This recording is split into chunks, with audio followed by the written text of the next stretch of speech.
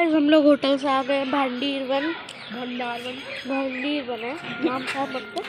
वहाँ पर कृष्ण जी और राधा रानी की शादी हुई थी चुपके से। हम गाइड लेंगे तो मम्मी हमारी गाइड है आज के लिए। मम्मी जी ने रिसर्च करके हमें लाया। खूब अच्छी शादी की है उन्होंने, यू नो जैसे होता है वैसे। मैं आपको दिखाती हूँ जिसमें बार बार पानी बढ़ता रहता है और जिन लेडीज़ के बच्चा नहीं होता ना वो उससे स्नान करके तो बच्चा हो जाता है।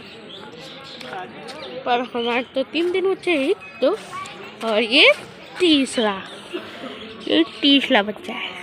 ये तीसरा बच्चा है।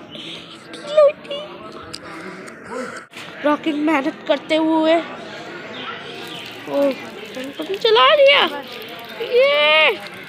ये तो हीरोपंती भी लग जाता है यहाँ पे। आपको बलदाऊ के मंदिर घूमना तो आप इसका स्क्रीनशॉट ले सकते हैं। देखिए करना बाबा को भी दान करना तो दूध के लिए मुझे डर लग रहा है। स्नान कर रहा है सांप है।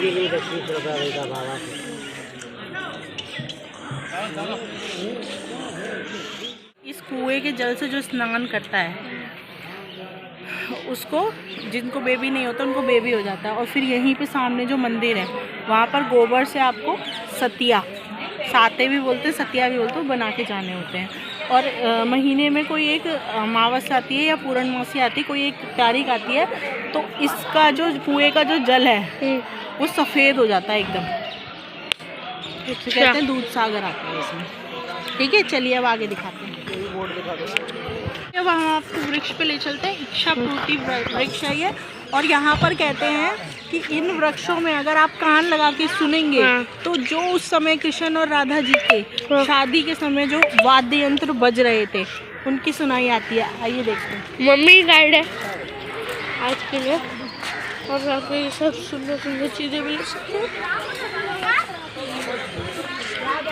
ओ वो ना शादी का पट, मम्मी वो ना शादी का पट।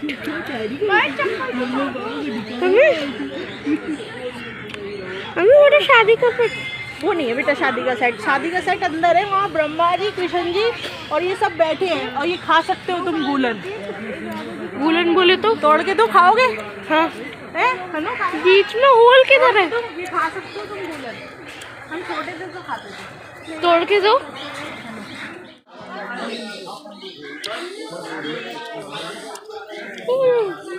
सुने देखो ये मंडप बना हुआ है, मैं आपको भी दिखाऊंगी। देखो राधा रानी की ए नानी ये नए कृष्ण जी का विवाह हुआ था। ठीक है, तो विवाह होता है, विवाह के लिए क्या चाहिए होता है? मंडप चाहिए होता है ना। तो आपने फूलों के मंडप देखे, बर्तनों के मंडप देखे। ये पेड़ों ने जुड़ के आपस में मंडप बनाए। देखो पूरा ऐसे जुड़ के मंडप सुनाई भी आता है। दिखा तो दिया क्या? राधा रानी देखो पीछे, भगवान के पीछे देखो। त्रेता में लक्ष्मण जी के बता रहे हैं, इसलिए शेष अवतार है।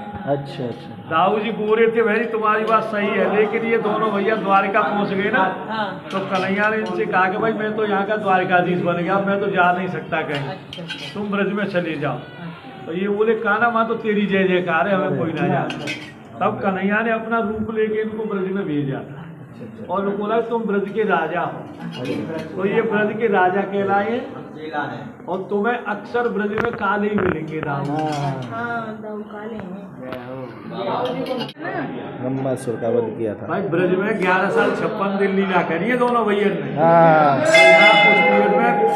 दाऊ जी ने प्रलम्बासुर नाम के राक्षस को वध किया। चलो लो रिचड़ा मत ले लेना के दर्शन। तो ये भोले बाबा के दर्शन। और गाइस देखो आप ये सब ले सकते हो, ये सब ले सकते हो आप। ये भी है और पूरा मंदिर एक। देखिए शिव मंदिर है।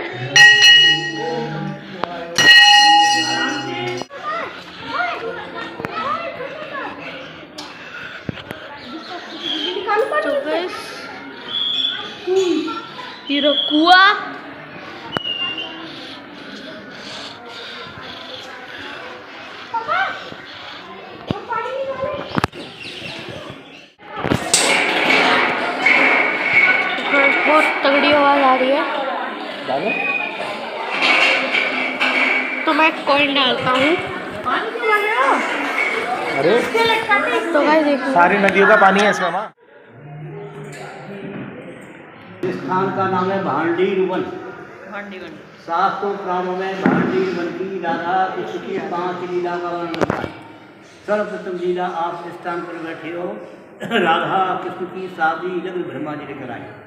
पूरे ब्रज में देखोगे तो कृष्ण के हाथों में बंसी मिलेगी। बंसी नहीं है, शादी का विग्रह। सामने देखो कन्हैया जी राधा रानी की चुटकी लेके मांग भर रहे हैं, जैसे शादी के समय लड़का लड़की की मांग भरता है। जिस समय शादी हुई है, ब्रह्मा जी पंडित बने और नारद जी ने राधा रानी कन्यादान दिया। दूसरी कथा सामने देखो, यहाँ घनघोर मुंजट बनता, मूंज का जंगल था, मूंज घास होती है। तो कृष्ण भगवान गाय बछड़ों को मूंज में चरा रहे हैं, तो राक्षसों ने आग लगा दी। गाय जब में बछड़े जल रहे हैं, तो कृष्ण भगवान ने अपने मुख से अग्निपान आग को पिया है, जिसको दावा अग्निपान लीला कहते हैं, अग्नि का पान किया। तीसरी कथा इस साइड में देखो, दाऊ जी ने यहाँ प्रलंबासुर नाम का राक्षस था, उसका वध किया। चौथी कथा इस साइड में दुर्वासा ऋषि का विग्रह विराजमान है। दुर्वासा ऋषि यहाँ तपस्या किया करते थे, तो कृष्ण की सखियाँ मथुरा से दुर्वासा ऋषि को भोजन कराने आई। पांचवी कथा सामने चौक में कुआ है, बैल कूप। इस कूप को कृष्ण भगवान ने बंसी से खोद कर प्रकट किया है। कंस का चचेरा भाई था बच्चासुर राक्षस, जो बछड़े का रूप धारण करके यहाँ कृष्ण के गाय बछड़ों में मिल गया था, तो कृष्ण भगवान ने उसका वध किया है।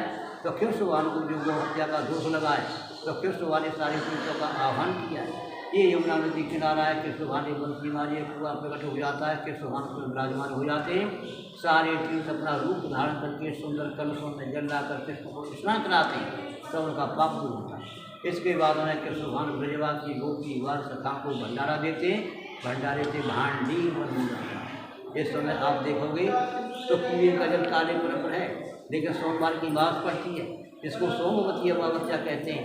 सोमवार को प्रातः 4 बजे से 6:30 बजे तक ऑटोमेटिक जमीन से दूध की धारी करती है, और इस कूप का जल ऐसे हो जाता है जैसे दूध गर्म है। इस कूप के 2 साइड में 2 हौद कुंड बने हुए हैं। इन कुंडों में से कूप पर स्नान करने वाले सबसे महात्माओं का नहाने धोने का पानी एकत्रित होता है। जिन माँ बहन बेटियों के बच्चे खंडित हो जाते हैं, गर्भ गिर जाते हैं, संतान की प्राप्ति नहीं होती है, लड़की की प्राप्ति होती है, इन कुंडों में स्नान करने से 95% संतान पुत्र फल की प्राप्ति होती है। यहाँ मुख्य रूप से राधा रानी के कन्यादान में साड़ी स्वागपेटिका, इसमें काजल मेहंदी चूड़ी होती है, अर्पित की जाती है। भक्तों को पता नहीं होता है। अगर कोई भक्त राधा रानी की कन्यादान फल प्राप्ति का इच्छुक है, तो साड़ी सहित स्वागपेटिका की न्यौछावर 501 रुपया है। भक्त के नाम से राधा रानी का श्रृंगार किया जाता है। भक्त का नाम डायरी में लिखकर राधा रानी का श्रृंगार किया जाता है। वो राधा रानी की फोटो मिलेगी। राधा रानी की ब्याह हो रहा है इनका। बहुत सुंदर। अच्छा, ये मंडप है, ये विवाह करा रहे हैं। आ जाओ, रिकॉर्ड कर लिया। अब बेटा देखो, ये नहीं देखो, ये भी एक कथा है छोटी सी, देखो आपने वो दिखा दिया था इसको। देखो ये दुर्वासा ऋषि है ना।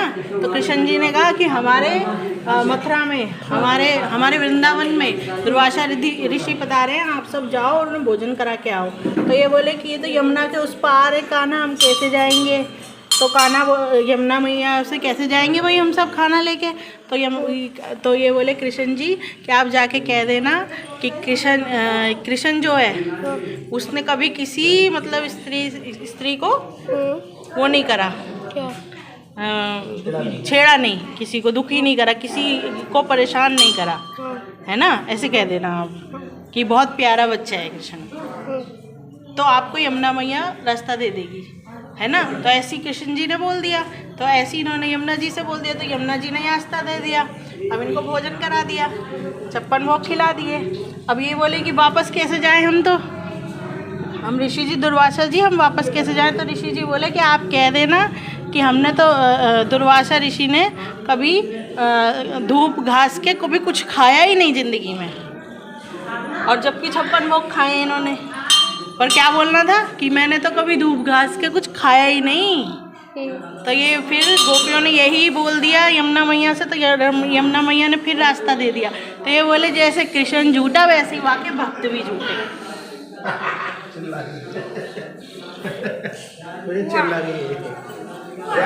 तो वैसे देखिए हजारों गोपियों संग रास रचा के भी कृष्ण भोला बन गया।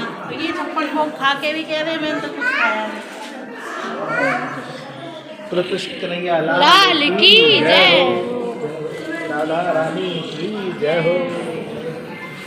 वह 200 रुपये यहाँ पे हमने प्रसाद सब खाया। सब प्रसाद मिलता है तो हम आपको दिखा नहीं सकते, मतलब दिखा सकते हैं पर हम भूल गए थे, हमने खा लिया। और यहाँ पे नंबर भी मिलता है हमें, वो नंबर आपको बता दूँगा कि आप खुद आके यहाँ पे ले सकते हैं वो, क्योंकि प्रसाद अलग से आपके लिए निकाल के रख देंगे, वरना छोटे छोटे टुकड़ों में आपको मिलेगा। प्रसाद होता है रोटी, उसके ऊपर आपको मिर्ची मिलेगी, उसके ऊपर माखन मिलेगा, मतलब वाइट माखन, और फिर उसके ऊपर गुड़ मिलेगा। तो वो बहुत अच्छा था। और आपको मिलेगी छाछ। मैंने खाया, मम्मी ने भी खाया, मम्मी को भी अच्छा लगा, हमें अच्छा लगा ना।